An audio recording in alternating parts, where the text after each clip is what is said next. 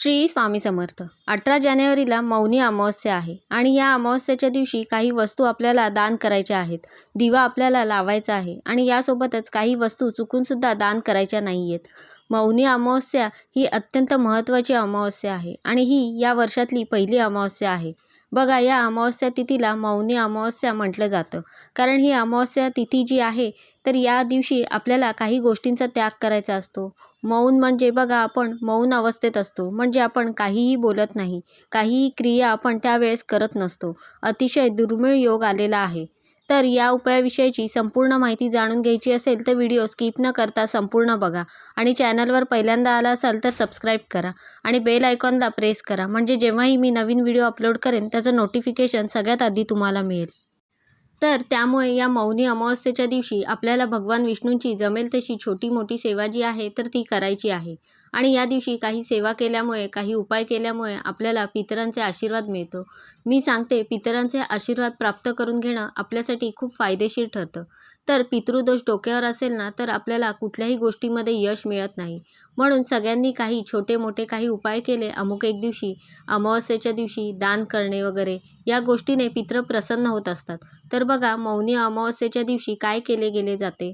तर मौनी अमावस्येच्या दिवशी आपल्याला पवित्र नदीमध्ये आंघोळ करायची आहे. यासाठी आपण आंघोळीला नाही जाऊ शकत तर पाण्यामध्ये 2 थेंब गोमूत्र आणि 2-3 थेंब गंगाजल टाका. ते टाकून घरातल्या सगळ्यांनी आंघोळ करा. त्यानंतर या दिवशी बघा, दानाला खूप महत्त्व आहे. तर तुम्हाला जमेल तसं तुम्हाला दान करायचं आहे. यथाशक्तीने तुम्हाला जमेल तसं दान करा. स्नान आणि दान या दिवशी केल्यामुळे मनुष्याला सर्व प्रकारच्या पापांपासून मुक्ती मिळते. जे काही कळत नकळतपणे चुका झाल्या असतील तर त्यापासून मुक्ती मिळते. यानंतर दुसरी गोष्ट म्हणजे, ज्या व्यक्तीच्या आयुष्यामध्ये पितृदोषाच्या समस्या असतील तर त्या व्यक्तींना काही उपाय केल्यामुळे, सेवा केल्यामुळे त्यांचा पितृदोष कमी होतो. आपोआपच आपले प्रॉब्लेम सुटायला लागतात, त्याला मार्ग मिळतात. म्हणून जीवनामध्ये कुठल्याही प्रकारच्या समस्या येत असतील तर पहिले तुम्ही पितरांना प्रसन्न करून घेण्यासाठी जे काही उपाय केले जातात तर ते करा.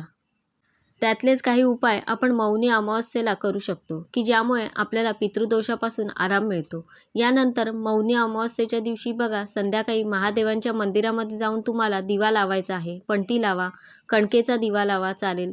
तेलाचा आपल्याला साधा दिवा लावायचा आहे. महादेवांच्या पिंडीवर पाणी अर्पण करायचं आहे. पांढरं फूल अर्पण करायचं आहे आणि नमस्कार करा आणि दिवा लावायचा आहे. यानंतर या अमावस्येला काय करायचं आहे तर सगळ्यात पहिले आपल्याला सकाळी लवकर उठायचं आहे. अंघोळीच्या पाण्यामध्ये गंगाजल टाकून अंघोळ करायची आहे. मौन राहायचं आहे. दिवसभर मौन म्हणजे आपण अगदी असं नाही करू शकत, जॉबला वगैरे जावं लागतं. पण लक्षात ठेवा, या दिवशी विनाकारण कोणाशीही कटकटी, अति बोलणे टाळले पाहिजे. कामापुरते तुम्ही जेवढे शक्य असेल तेवढेच बोला. तुम्हाला मौन पाळता येईल तेवढं तुम्हाला मौन पाळायचं आहे. तुमचं देवघर, देवारा स्वच्छ करा. मुख्य दरवाजा स्वच्छ करा. छान फुले, अगरबत्ती देवघरामध्ये लावा. धूप दीप याने आपलं देवघर अगदी तुम्ही उजळून टाका. भगवान विष्णू, त्यानंतर महादेवांची आपल्याला या दिवशी पूजा करायची आहे. सूर्यदेवांना तुम्हाला सुद्धा अर्घ्य द्यायचं आहे, ठीक आहे. त्यानंतर गायत्री मंत्र, महामृत्युंजय मंत्र, विष्णू सहस्त्रनाम, तुम्हाला जमेल त्या गोष्टी तुम्ही यूट्यूबला लावा चालेल. तुम्ही बघा, ट्रॅव्हलिंग करताय, जॉबला जाताय, त्यावेळेस तुम्ही कानामध्ये हेडफोन्स टाकून या गोष्टी ऐकल्या तरीसुद्धा त्याचा खूप फायदा होतो. पवित्र दिवशी काही छोट्या गोष्टी केल्या ना तर त्यांचा आपल्याला कुठे ना कुठे फायदा होईल, हे आपल्याला कधी सांगता येणार नाही. यानंतर दुसरी गोष्ट म्हणजे बघा, या दिवशी मांसाहार वगैरे या गोष्टी टाळायच्या आहेत. बरेचसे लोक कांदा लसूण खात नाहीत, पण बघा, तुम्हाला शक्य असेल तर कमीत कमी मांसाहाराचा नियम तुम्हाला कटाक्षाने पाळायचा आहे, ठीक आहे. यानंतर बघा, संध्याकाळीसुद्धा तुम्हाला देवघरामध्ये छान असा दिवा लावायचा आहे. तुळशीजवळ दिवा लावा. फक्त संध्याकाळी तुळशीला स्पर्श करू नका. देवघराजवळ दिवा लावा, तुळशीजवळ तुम्हाला दिवा लावायचा आहे. आणि या सगळ्या गोष्टी केल्यामुळे आपले पितृ जे आहेत तर त्यांनासुद्धा शांती मिळत असते.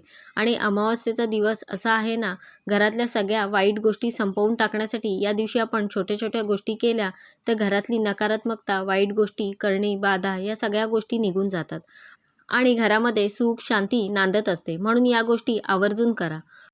मांसाहार, त्यानंतर काही मद्यपान वगैरे, व्यसन वगैरे तुम्हाला करायची नाही आहेत. अमावस्येच्या दिवशी नखं कापायची नसतात, केस कापायचे नसतात, ठीक आहे. या अगदी छोट्या गोष्टी आहेत. या तुम्ही जर दरवेळेस लक्षात ठेवा. घरामध्ये भांडण तंटे होणार नाहीत तर सुद्धा तुम्हाला लक्षात ठेवायचं आहे, कारण अमावस्येचा दिवस माता लक्ष्मीचा दिवस असतो. आपण बघा लक्ष्मीपूजनाच्या दिवशी पण अमावस्या असते. संध्याकाळी तर अजिबात घरामध्ये कटकटी, घरामध्ये टीव्हीचा आवाज मोठा वगैरे या अशा चुकीच्या गोष्टी बिलकुल करू नका. कारण मग आपण म्हणतो बघा की माझ्याच बाबतीत असं का दुःख येतंय? मग आपण या गोष्टी करताना म्हणतो, हे केल्याने थोडी असं होणार आहे, ते केल्याने असं थोडी होणार आहे. पण अमावस्या असली म्हणजे काय झालं, असं आपण विचार करतो. पण हे चुकीचं आहे. असं बिलकुल करू नका. यानंतर या दिवशी काय दान करायचं आहे? अन्न, वस्त्र, तूप, गूळ, तीळ, गहू या उपयुक्त वस्तू तुम्हाला गरजूंना दान करायच्या आहेत. कोणालाही दान करू नका. मौनी अमावस्येच्या दिवशी शक्यतो पांढरी मिठाई, पांढरे कपडे, पांढरे तीळ, चप्पल, अन्नदान हे दान करत शुभ मानलं जातं. ठीक आहे? यामुळे पितरांचे भरभरून आशीर्वाद मिळतात. पितृदोष कमी होण्यासाठी आपल्याला त्यांची मदत होत असते. आता या झाल्या वस्तू काय दान करायच्या ते मी तुम्हाला सांगितलं. पण काही वस्तू आहेत त्या चुकून पण आपल्याला दान करायच्या नाही आहेत.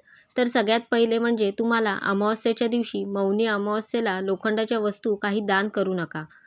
भलेही मग तुमच्या घराकडे तुम्ही कोणी काही मागायला वगैरे आपण काही वस्तू वगैरे घरातल्या अडगळीचं सामान कधी काढतो, तर त्यावेळेस तुम्ही लोखंडाच्या वस्तू चुकून पण तुमच्या घरात समजा कामाला मावशी येते, तर त्यांना तुम्ही हे घेऊन जा, ही वस्तू मला लागत नाही, असं करू नका. दुसऱ्या दिवशी द्या चालेल, पण मौनी अमावस्येच्या दिवशी तुम्हाला लोखंडाच्या वस्तू दान करायच्या नाही आहेत. त्यानंतर तेल तुम्हाला दान करायचं नाही आहे. त्यानंतर मीठ जे आहे ते माता लक्ष्मीला प्रिय आहे. त्यामुळे मीठसुद्धा तुम्हाला दान करायचं नाही आहे. ठीक आहे? आणि या काही गोष्टी आहेत, तर काळ्या रंगाच्या वस्तूसुद्धा तुम्हाला या दिवशी अमावस्येच्या दिवशी दान करायच्या नाही आहेत.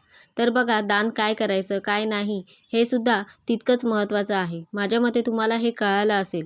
दान काय करायचं नाही. यानंतर अमावस्येच्या दिवशी तुम्हाला काय खरेदी करायचं नाही. तर अमावस्येच्या दिवशी तुम्हाला बघा शक्यतो मौनी अमावस्येला झाडू खरेदी करायचं नाही आहे. चांदीच्या वस्तू खरेदी करायच्या नाही आहेत. नवीन घरातली एखादी वस्तू म्हणजे बघा फर्निचर वगैरे आपण मौनी अमावस्येच्या दिवशी खरेदी करायची नाही आहे. नवीन कपडे, नवीन कार, नवीन चप्पल वगैरे, पूजेचं काही साहित्य म्हणजे जसं अगरबत्ती, वाती वगैरे आपण घेत असतो पूजेसाठी, तूप वगैरे या पूजेच्या गोष्टी, पूजेच्या थाळी, पूजेच्या गोष्टीसुद्धा या दिवशी खरेदी करायच्या नाही आहेत. या सांगितलेल्या गोष्टी जर तुम्ही खरेदी केल्या तर आर्थिक संकट जी आहेत तर ती तुमच्यावर येऊ शकतात. म्हणून या काही गोष्टींचं तुम्हाला मौनी अमावस्येच्या दिवशी खरेदी करायच्या नाही आहेत. तर बघा ही अतिशय छोटीशी पण खूप महत्त्वाची माहिती, वर्षातली पहिली मौनी अमावस्या आहे. म्हणून या काही गोष्टी तुमच्याकडून आवर्जून झाल्या पाहिजेत. काही गोष्टी कटाक्षाने टाळल्या गेल्या पाहिजेत की जेणेकरून मग त्या दिवसाचं तुम्हाला संपूर्ण फळ मिळेल. तर अशा प्रकारे मी तुम्हाला संपूर्ण माहिती देण्याचा प्रयत्न केला आहे. कसा वाटला तुम्हाला आजचा व्हिडिओ मला नक्की सांगा. आवडला असेल तर लाईक करा, जास्तीत जास्त लोकांपर्यंत शेअर करा आणि असेच छान छान व्हिडिओ पाहण्यासाठी आजच आपल्या स्वामी माझे गुरु या चॅनलला सबस्क्राईब करा. धन्यवाद.